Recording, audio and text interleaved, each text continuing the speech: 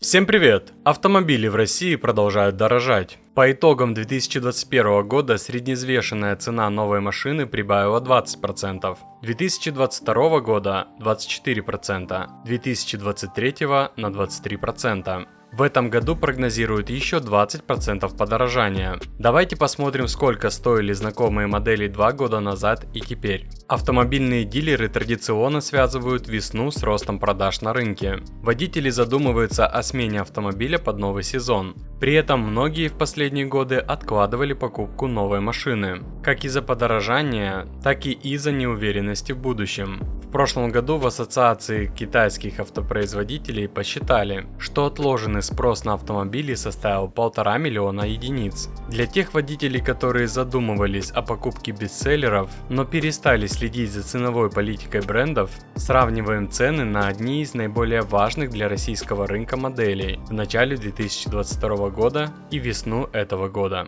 Lada Vesta 1 миллион 800 тысяч рублей вместо 860 тысяч рублей. Седан Vesta в январе 2022 года стоил 860 тысяч, а топовая комплектация эксклюзив со старшим мотором и вариатором, а также максимальным оснащением 1 миллион 200 тысяч. Моторная гамма тогда была представлена 1,6-литровым двигателем АвтоВАЗа мощностью 106 лошадиных сил, а также агрегат Renault такого же объема мощностью 113 лошадиных сил. Трансмиссии были следующие: пятиступенчатая механика или вариатор японской фирмы Jatco. Для высоких вариантов Cross также был предусмотрен 1,8-литровый 122-сильный мотор, действующий с механической коробкой. Стоимость топовой версии Vesta Sport составляла 1 миллион 300 тысяч. Зимой 2022 года Lada Vesta была второй в списке самых популярных моделей после Kia Rio. Сейчас седан Vesta от АвтоВАЗа стоит 1 миллион 800 тысяч рублей за версию с мотором 1,6 литра мощностью 90 лошадиных сил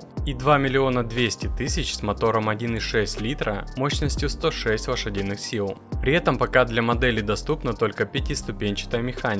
В топовой версии у модели в том числе есть боковые подушки безопасности, мультимедийная система Lada Enjoy Vision Pro с 10-дюймовым экраном, цифровая комбинация приборов, сервисы Яндекс.Авто, 8 динамиков, 16-дюймовые легкосплавные диски.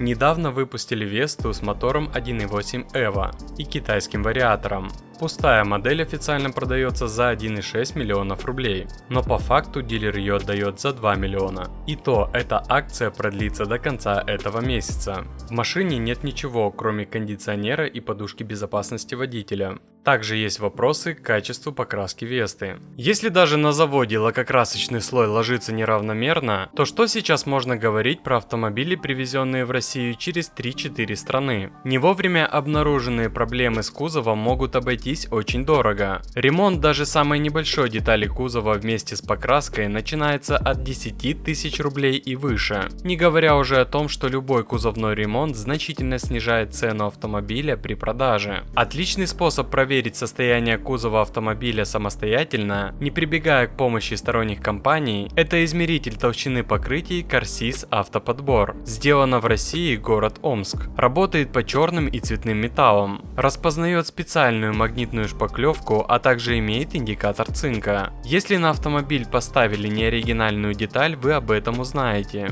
Диапазон измерений до 3500 микрон. Скорость измерений всего 0,4 секунды в турборежиме. Имеется функция автокалибровки, а также пожизненная гарантия и поддержка на русском языке. И что самое интересное, сейчас на Озон любой из толщиномеров от Car-Sys можно приобрести с хорошей скидкой. Если не знаете, что подарить мужчине, это отличный подарок. Следующий у нас Havail Jolion. 2 миллиона 200 тысяч вместо 1 миллиона 400 тысяч рублей. На момент запуска в России в 2021 году Havail Jolion стоил от 1 миллиона 150 тысяч рублей. Тогда он планировал бороться в том числе с Hyundai Creta, Skoda Karoq, Renault Captur и Geely Coolray. Затем производство модели наладили в России под Тулой. Цена на базовую модификацию автомобиля Haval Jolion повысилась до 1,5 миллиона.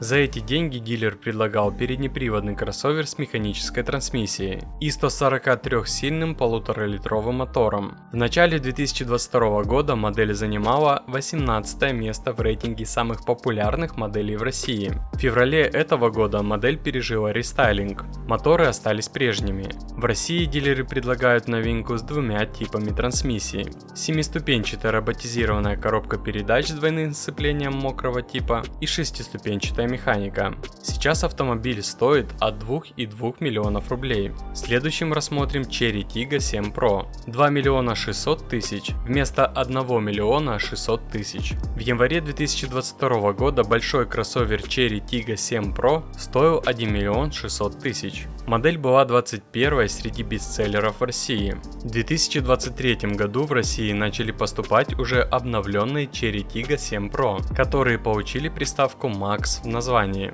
Автомобиль предлагается исключительно со 147-сильным турбированным мотором объемом 1,5 литра и вариатором в качестве трансмиссии. Версия Max получила новую приборную панель с двумя 12,3-дюймовыми дисплеями вместо прежних приборов под козырьком. Модель можно назвать альтернативой Kia Sportage и Mazda MX-5 и конкурентом Haval F7 и Geely Atlas. В марте этого года за автомобиль просят 2 миллиона 600 тысяч рублей. Следующим рассмотрим Geely Coolray. 2 миллиона 600 тысяч вместо 1 миллиона 400 тысяч. Кроссовер Geely Coolray в начале 2022 года стоил от 1 миллиона 400 тысяч. В начале 2023 года модель в самой дешевой версии стоила уже 2 миллиона 300 тысяч. К ноябрю 2023 года модель пережила серьезное обновление и заметно прибавила в цене – 2 миллиона 600 тысяч рублей. Дизайн передней и задних частей кузова относительно небольшого кроссовера полностью изменился. Сверху появилось огромное антикрыло, в результате чего высота автомобиля немного увеличилась. Интерьер изменился полностью, и передняя панель теперь строится вокруг двух дисплеев.